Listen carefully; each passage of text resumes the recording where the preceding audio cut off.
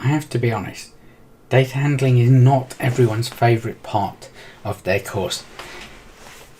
So a question I often get asked is, why do we need statistics? Is it that important? Well, actually yes.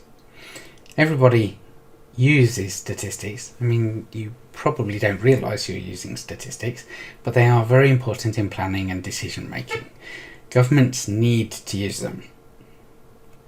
They need to use them to make decisions about how much to plant, how much money they need to produce and print. There's lots of different reasons why governments need to use statistics, and the word statistics comes from the same origin as state. So you need to plan for the future. You need to know your infrastructure. You use statistics to figure out how wide your road needs to be, which roads you need between which places. And the first recorded sets of data are the statistics of collecting agricultural goods. So how much olive oil do I have? How much wheat do I have? There was an interesting game called Hammurabi where you have to plant your wheat and decide how much you're going to use for food, how much you're going to plant, and how you're going to keep your population happy. Another use for statistics is persuading people. So Florence Nightingale was a nurse in the Crimean War. She went there and found that soldiers were dying all over the place. But the soldiers were mostly dying because of disease and poor conditions. They weren't dying from their injuries in the fighting. So she needed to present the data in a way which would persuade the government to improve the conditions for the troops and to send out better supplies and provide better accommodation and shelter. So she did this by creating the first pie chart, which is called Nightingale's Rows. Another reason to use statistics is to explain something. So the classic example of this is Jon Snow and the Broad Street Pump. No, he's not a guy out of Game of Thrones. Jon Snow was, well, I suppose you'd call him an epidemiologist now. He was asked to investigate the relationships between disease and water supply. Well, actually height above the Thames was his original question. And he decided that contaminated water explained why people got cholera. And he worked this out by looking at the deaths around a pump in Broad Street in London. And supposedly he went and took the pump handle away, and then the cholera epidemic ended.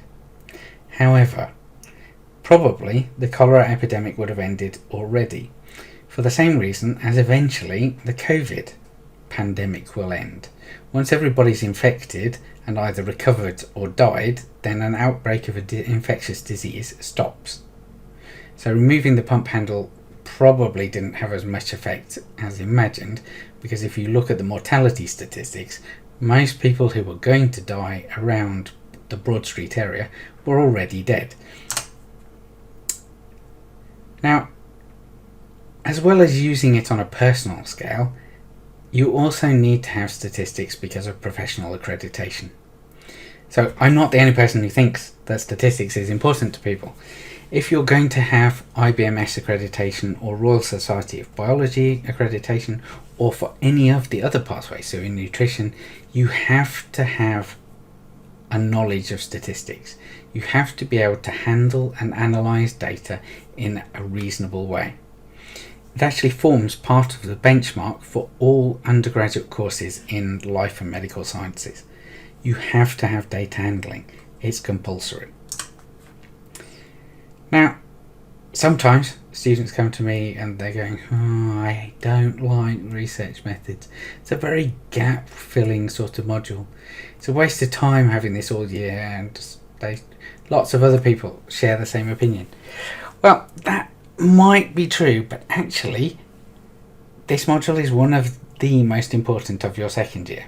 In fact, for most pathways, the most important module of the second year. Because, as I said, there's a link between this module and the final year project module.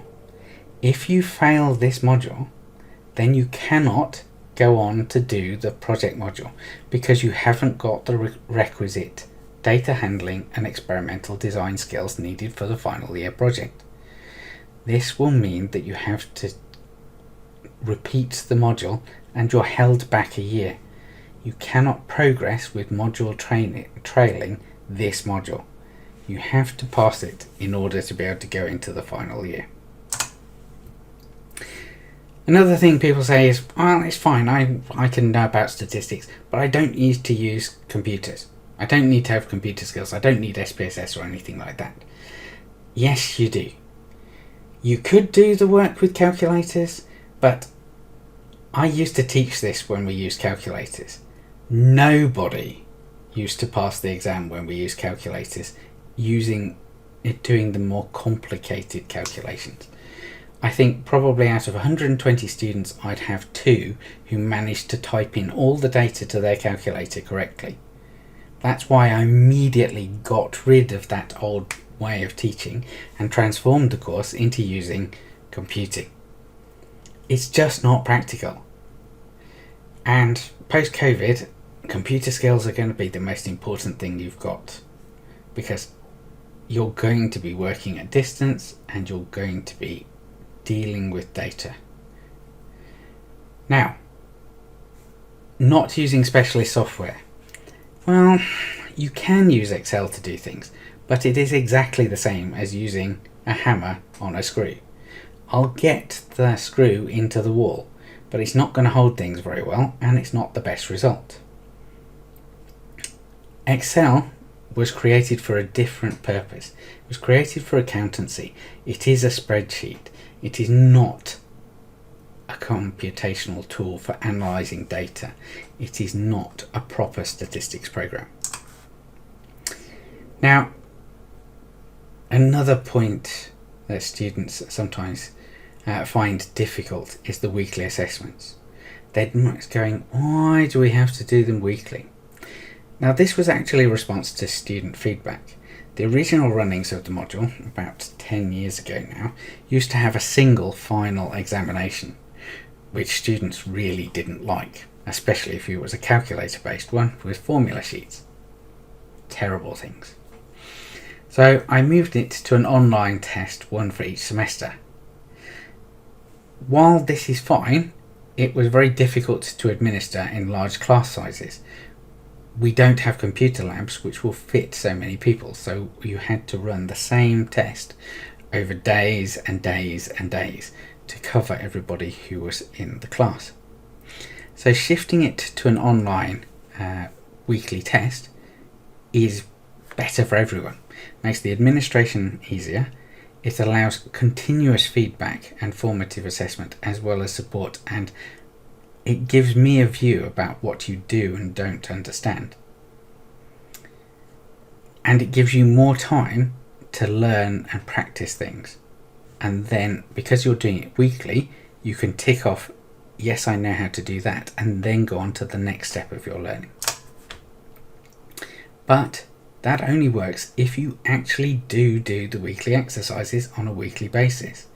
If you don't, then you don't get the feedback, you don't get the support, you don't see how you're progressing, and you might not have learned something which is needed for future classes, which will make it much harder for you to understand future classes. Now, I'm going to repeat this again. SPSS is recommended because it's simplicity of use and because it does the correct analysis. If you're going to use Excel, you have to understand statistics a lot more. Now, GraphPad Prism, the new alternative, a lot of people like because it's almost automatic. It depends a lot on wizards and is even more point and click than SPSS. But there is a problem. If you put your data in the wrong way, if you don't understand your data properly, then you can do the wrong analysis. R is the de facto, well, R and Python are the de facto tools used by professional statisticians, but they are difficult to learn and are full programming languages, which is why I don't choose them as the core software for this course. Now, some misconceptions that students have about SPSS. It doesn't work. It almost definitely does, and I've been teaching using SPSS now for at least 7 years, and I've taught at Westminster, and I've taught statistics using SPSS for longer than that. I've had thousands of students use SPSS, so it does work. Most likely, your problem is to do with licensing issues, and even more likely, that's going to happen if you have a Mac. Macs are problems, especially with SPSS, because the companies that produce Macs and the companies that produce SPSS don't like each other. So they do not cooperate in a smooth way. And sometimes SPSS can just break in the middle of the year because the Mac operating system has updated and is no longer compatible with SPSS. The second thing is SPSS is hard to understand. It's not, because it pretty much is exactly the same as Excel. So don't listen to those whispers through the grapevine. It's completely menu driven. You select the columns you wish to analyze and click OK. It's not even like Excel where you have to pick the cells you're going to analyze. So you have to pick the rows and columns that you want to analyze and do a formula on them. This is just purely point and click.